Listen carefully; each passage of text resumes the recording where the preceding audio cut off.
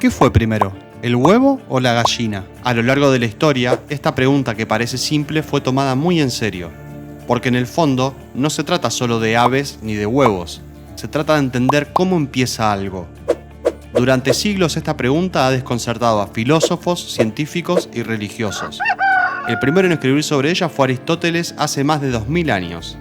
En su obra Metafísica se preguntaba si el universo tuvo una causa primera.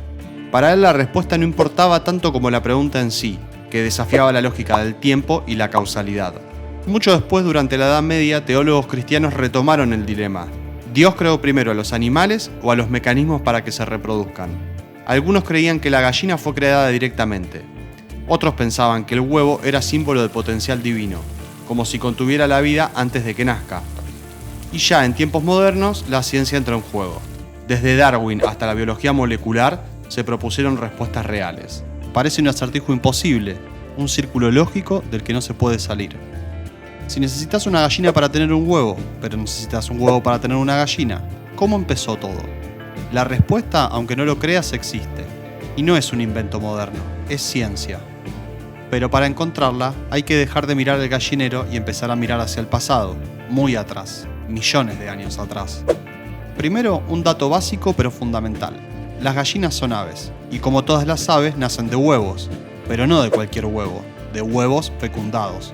Una gallina puede poner huevos sin haber tenido contacto con un gallo.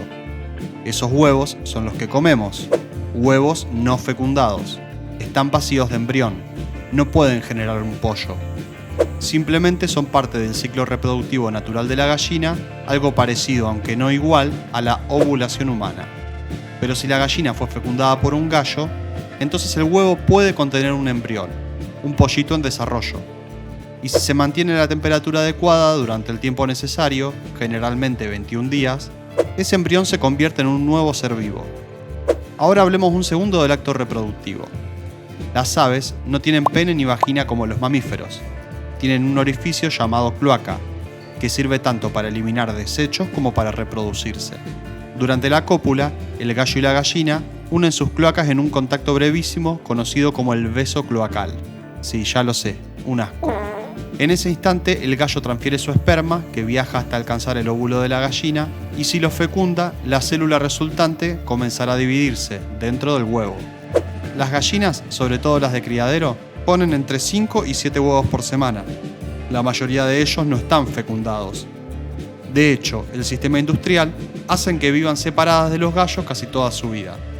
Por eso los huevos del supermercado no tienen posibilidad de contener un embrión. Son literalmente solo óvulos encapsulados. Pero volvamos a la pregunta inicial. ¿Qué fue primero, el huevo o la gallina? La clave está en entender cómo funciona la evolución. Hace millones de años existían animales muy parecidos a las gallinas actuales, pero no idénticos. Se los conoce como protogallinas, aunque ese no es un término científico, sino una forma de simplificar. Estos animales también ponían huevos, como la mayoría de los reptiles y aves. En algún momento, dentro de uno de esos huevos, ocurrió algo extraordinario, una mutación genética. Un pequeño error en la copia del ADN, probablemente durante la fecundación. Ese cambio no fue visible al instante, pero alteró la genética del embrión. Y cuando ese huevo se rompió, nació un animal ligeramente distinto a sus padres, lo suficiente como para considerarse una nueva especie, la primera gallina tal y como la conocemos hoy. Ahora bien, ¿qué es exactamente una mutación genética? Una mutación es un cambio aleatorio en el ADN. Puede ocurrir por errores durante la replicación celular o por influencias externas como radiación, virus o compuestos químicos. En el caso de la gallina, esa mutación ocurrió en una célula germinal, es decir, en el óvulo o en el esperma, y al combinarse formaron un embrión distinto.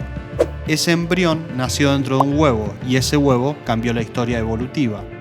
La evolución no actúa sobre adultos, actúa sobre embriones, porque es ahí donde las mutaciones hacen su magia. De hecho, este punto fue clave en un famoso estudio publicado en 2010 por las universidades de Sheffield y Warwick, en el Reino Unido.